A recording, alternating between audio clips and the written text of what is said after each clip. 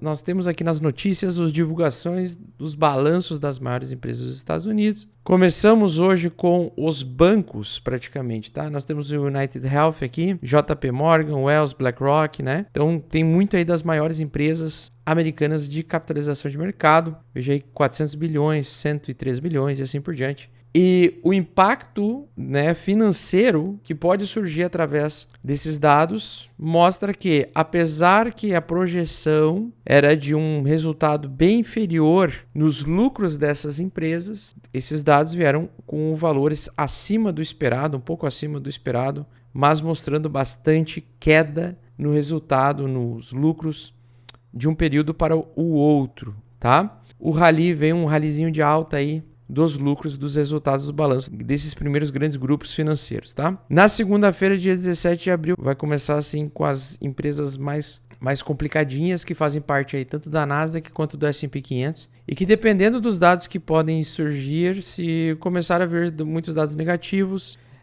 a gente pode ver o mercado entrando em recessão, tá? Nós temos aí o Bank of America, a Netflix, aí começam as empresas grandes mesmo, ou seja, até o final do mês de abril a gente vai ter o balanço aí e o resultado de diversas empresas e com certeza isso pode impactar o nosso mercado de criptomoedas e o mercado de ações também. Então é a recessão de lucros, né? Provavelmente ela vai dominar as manchetes no início da temporada, os relatórios do primeiro semestre. Esses dados que eu mostrei para vocês, que são os resultados do primeiro trimestre de 2023 das maiores empresas americanas, podem impactar em uma possível recessão e uma desvalorização, principalmente se elas indicarem um possível início de queda mais forte. Um detalhe importante, o pessoal lá fora já está falando em a gente se preparar para mais volatilidade, tá? Então a gente vai ver na semana que vem, a partir aí de segunda-feira, apesar do recente teste que foi feito hoje na sexta-feira e o mercado ficou meio água de salsicha. Na semana que vem mesmo, pessoal, principalmente depois do dia 14, dia 15, que é a metade do mês de abril, é ali que o mercado começa a geralmente mudar de tendência se os dados não virem nos conformes do que os mercados de risco precificam ou esperam, tá? O pessoal, então, os investidores, eles estão se preparando para o que pode ser a pior temporada de relatórios em quase 3 anos e meio, ao impacto negativo de vários eventos macroeconômicos contrários. Então, desde o ano da pandemia, 2020, é esperado uma quantidade muito baixa de lucro gerado por essas empresas, até porque o resultado da elevação da taxa de juros faz com que essas empresas elas tenham o crescimento menor esperado para esse ano. E isso faz com que as 500 maiores empresas dos Estados Unidos elas possam sofrer no valor dos seus papéis. Então assim, basicamente, pessoal, a gente está chegando num momento muito sensível. Lembrando que dentre os principais papéis movimentados, Nasdaq é onde mais cresceu nos últimos 12 anos de expansão econômica, enquanto o Banco Central Americano imprimia dinheiro. E tende a ser também o mercado que vai mais sofrer com possíveis reveses de lucratividade, porque, para quem não lembra, começou-se no ano passado, através do apertamento quantitativo, várias empresas Big Techs, então Apple, entre outras, aí, começaram a demitir em massa. Essas demissões em massa de Apple, Google e etc.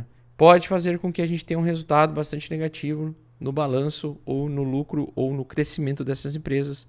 Então, gerando um pouquinho mais de medo. Então, basicamente, prestem bastante atenção na semana que vem. A partir do dia 14, segunda-feira, a coisa pode começar de fato a ficar um pouco mais interessante. Pode trazer bastante volatilidade. Vamos falar primeiro do mercado tradicional, S&P 500 hoje, na sexta-feira. Nós temos aqui, pessoal, uma grande região de resistência que está sendo testada, né? Já venho falando desse padrão xícara que vem se formando, ou pode simplesmente flopar e fazer a retomada de baixa no suporte inferior. Então, ainda estamos, pessoal, dentro daquele limite entre o céu e o inferno, no caso do S&P 500, o que está gerando muitas dúvidas dos maiores investidores. Então, não conseguimos ainda romper oficialmente os 4.200 pontos do S&P 500. Isso traria um pouquinho de tranquilidade e paz para quem gosta de fazer investimentos de risco. E, ao mesmo tempo, também não perdemos o suporte. Então, estamos por muito tempo laterais no S&P 500, com todo esse medo, essa dúvida de que se vai ter recessão ou não. Então, a gente tem uma grande probabilidade de formação de uma xícara satânica, né? Ou uma xícara de baixa, e não conseguir fazer o rompimento real dessa resistência. Agora, se ele fizer o rompimento real dessa resistência, teremos uma grande chance, uma probabilidade muito alta do mercado, tanto o mercado de ações quanto o mercado de criptomoedas, continuar subindo até meados de junho e julho, quando começar a sair o balanço do segundo trimestre das maiores empresas americanas. Então, o Nasdaq vem criando um padrão gráfico de tendência de alta ainda, continuação de tendência de alta, porém percebam que ele está lateral por vários dias, né?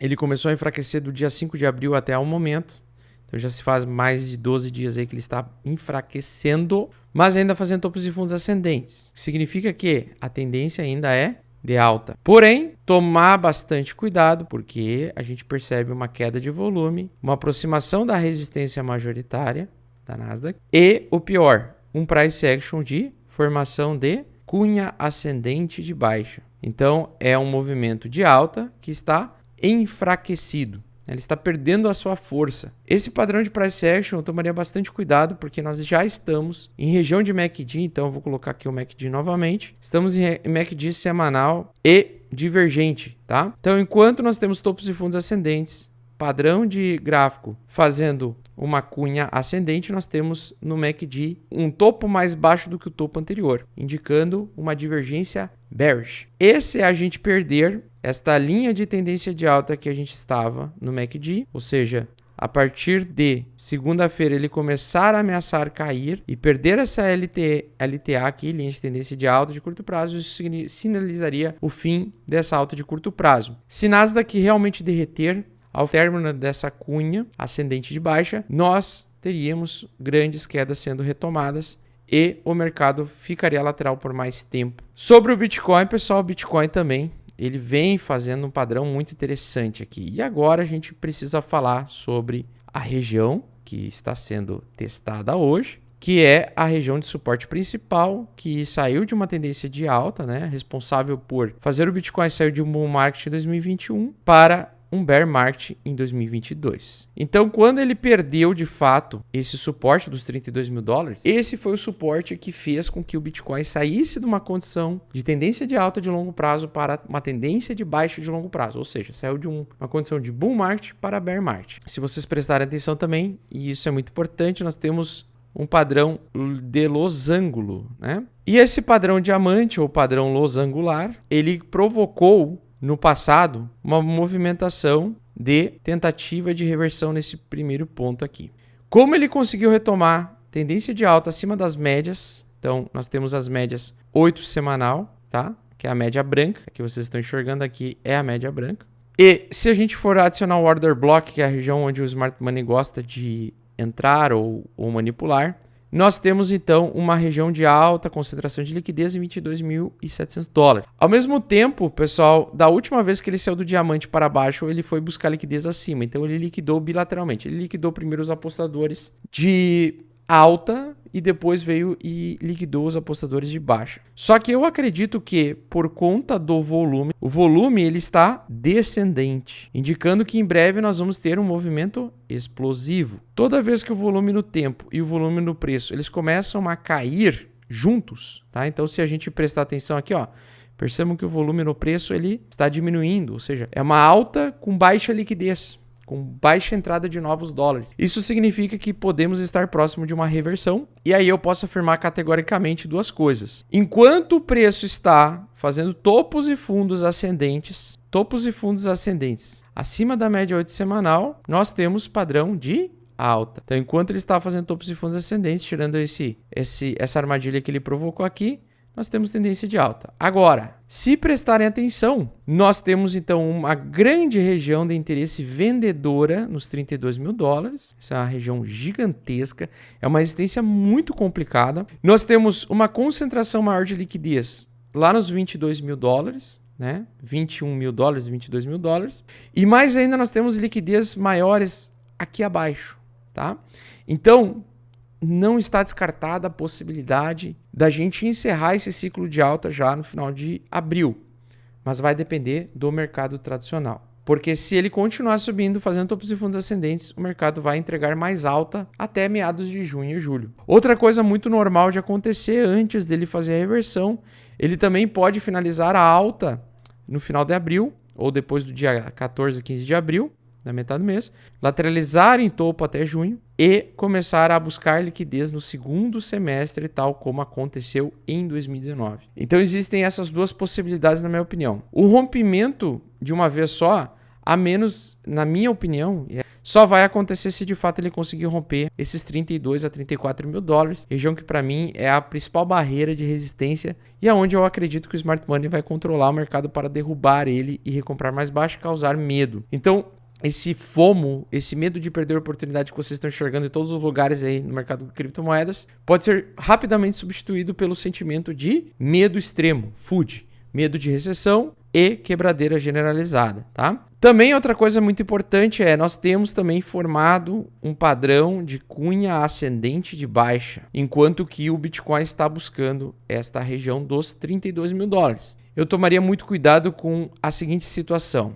Volume a níveis baixíssimos geralmente antecedem um movimento direcional explosivo. Assim como nós tivemos o padrão diamante aqui atrás, nós estamos tendo um mini padrão diamante agora, só que ao invés dele ter caído primeiro para depois subir, ele pode fazer justamente o contrário. Ele pode subir, gerar o FOMO, e daí sim, depois de lateralizar, ele perder e começar a iniciar a busca de liquidez até o valor lá de 16 mil dólares, 12 mil dólares que eu comentei, até o final do ano. Se a gente começar a perder já agora, em abril, começar a perder a média 8 semanal na virada aí de abril para maio, eu acredito que a baixa poderia durar até setembro, outubro, ou seja, passa reto de junho e julho. Agora, se a alta continuar ou lateralizar e se manter acima da média 8 semanal até meados de junho e julho, eu tomaria muito cuidado para vender ou realizar grande parte do lucro entre junho e julho nessa transição do segundo semestre, quando sair o resultado do Q2, que geralmente é onde se provoca as maiores reversões majoritárias de tendência. E aí pode demorar várias semanas e meses para ele atingir os 16 mil dólares, 12 mil dólares, que são os valores polêmicos aí que eu comento com a galera, tá? Ao mesmo tempo, se ele agora fraquejar já em final de abril, ele pode ficar caindo ou lateral até setembro, outubro e depois começar a subir. E aí seria um cenário um pouco melhor, até porque no ano que vem nós vamos ter o halving, a queda da recompensa de mineração do Bitcoin, o que vai ser muito positivo. Mas no meu contexto, eu acredito que a gente tem grandes chances de, no segundo semestre desse ano, em um possível cenário de recessão global ou recessão dos americanos, confirmada. Se confirmar essa recessão, a gente pode, assim como aconteceu em 2019, revisitar as regiões inferiores e essa vai ser a fase de melhor plantio para você conseguir plantar, ou seja, ir comprando aos poucos criptomoedas para colher lá na frente lucro.